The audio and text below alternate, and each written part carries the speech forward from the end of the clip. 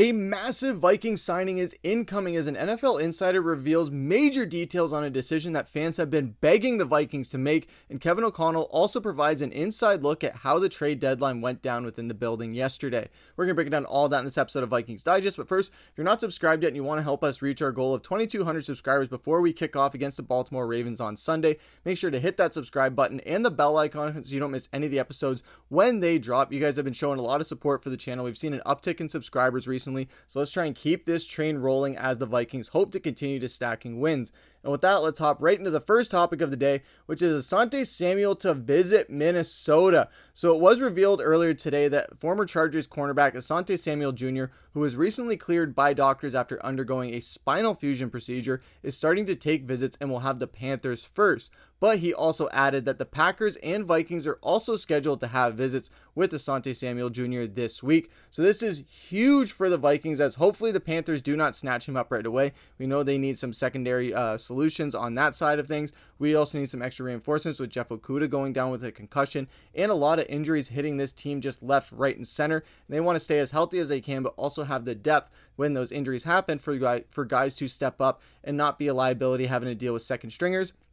We want these guys to be able to be starting caliber like a lot of some other guys have stepped up on this team. Jalen Redmond is one. Levi Drake Rodriguez is one. Eric Wilson is another one who's really stepped up this season. So the Vikings have an act for having guys step up in depth positions when their number is called. But if you can go out and get a guy like Asante Samuel Jr., that is a huge boost to this secondary that absolutely needs some extra reinforcements. Isaiah Rodgers has been great this year. Byron Murphy's had a bit of a lackluster season coming off of that extension. So getting some extra support for him, as well as some extra support for Harry and Josh Metellus in that safety secondary as well, would prove very vital to the Vikings. And this was a guy that soon as free agency started, when that top 100 list came out, he was on there, and right off the bat, before Minnesota made any moves, I was saying that they need to go out and get this guy. He's young, he has a lot of talent, he has the legacy of his dad. I know there was a lot of stuff with him and Chris Carter beefing in the offseason that might have weighed into why the Vikings didn't sign him.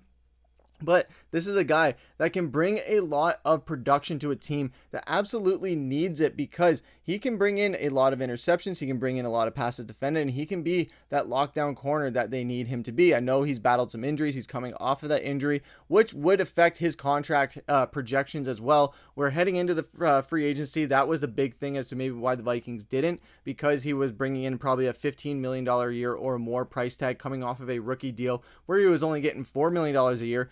But that injury, as crappy as it is, might have served the Vikings some sort of benefit here, because now you don't have to pay him as much. You can bring him in on a 1-year prove-it deal type of thing, because the Minnesota Vikings, they do not have a lot of cap space heading into next season. They have negative $24 million in cap space available. Now, I know a couple days ago, we dropped a video on TJ Hawkinson and the idea of them trading him to the LA Rams for their second tight end and some picks or something like that, because it would free up a lot of cap space, bringing a tight end on a rookie deal with a lot of upside.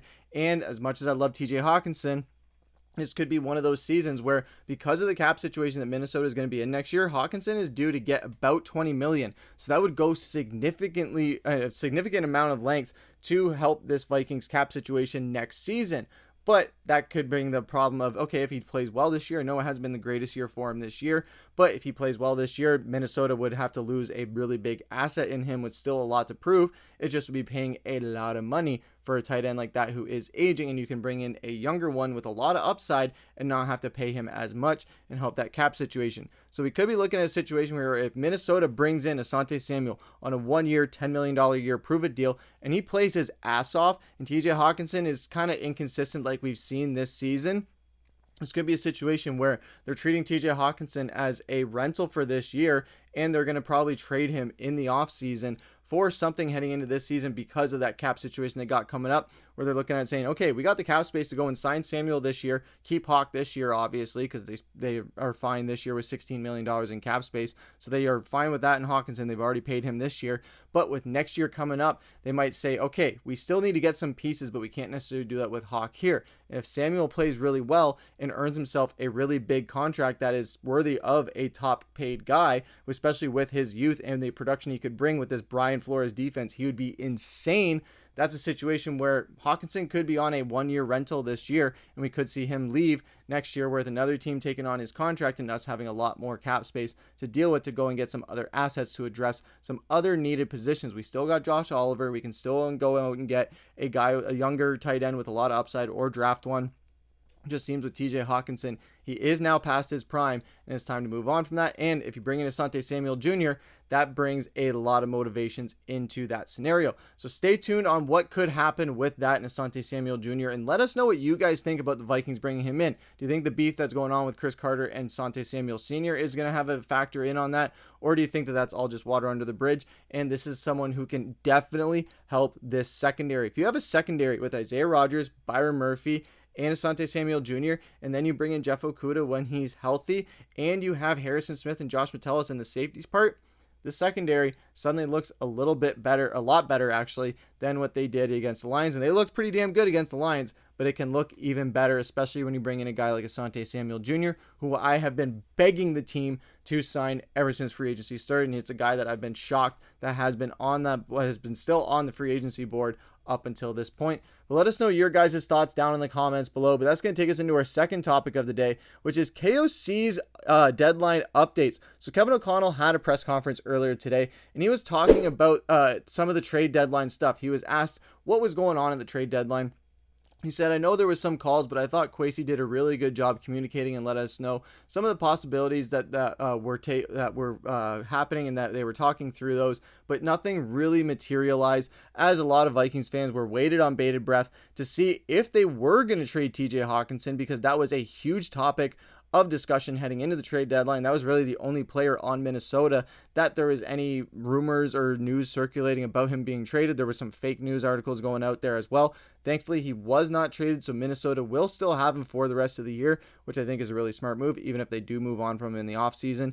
But I think this is something where Minnesota, they knew what they had in their roster, and they were okay with sitting tight with what they had. And Kevin O'Connell did touch on that, talking about the roster, saying that we've kind of felt like very similar to our opponent probably, who kind of dealt with some adversity and now getting healthy and getting back to the original team that they thought they could be, and they're a really good one. And this is what Minnesota is trying to do this season as well, where we had a lot of injuries to start the season early on, but now they're starting to get healthier. We got Andrew Van Ginkel back. Darisaw is getting healthier. Ryan Kelly is going to be coming back in a couple of weeks, it seems like. We've seen Brian O'Neill is also back. So these are things that are happening for Minnesota, where we're getting our roster healthier. So we know that this team, what it can be when it's fully healthy. We were capable of 14-3 last year, and we added some pieces in the process more than we lost pieces. So there's no reason to say why this team shouldn't be better, as long as J.J. McCarthy plays the way he did last week and better as the season goes on. But there's no reason to say why the Vikings shouldn't be able to go on a run here with the talent that they have and the health, that if they can stay healthy with these positions that they have with Andrew Van Ginkel, Jonathan Grenard, and so many other guys, Blake Cashman as well. This defense just plays so much better when those three linebackers are all in together. They flow so well. They have that chemistry. And that's something where if Minnesota can maintain that, there wasn't necessarily a need to make a move at the trade deadline and give up something for the future, or give up something in the present, when we have a lot of chemistry with this team, and the culture in this team locker room is really good, as we saw in that post-game locker room speech on Sunday afternoon. But it also didn't stop there, as Kevin O'Connell says that, so we're hoping the same, and hoping and talking about it a lot doesn't do a whole lot, but we got to go put consistency on tape every single week. And that was going on the fact that we had a great game last week where we had a lot of players healthy. We were still getting back to that Vikings team that we know we can be. It's just a matter of doing it on a week in and week out basis. And that was something that a lot of people touched on in our Lions Vikings post game video, was that, okay, this win was great. Now we just got to go and do it again next week and do it every single week.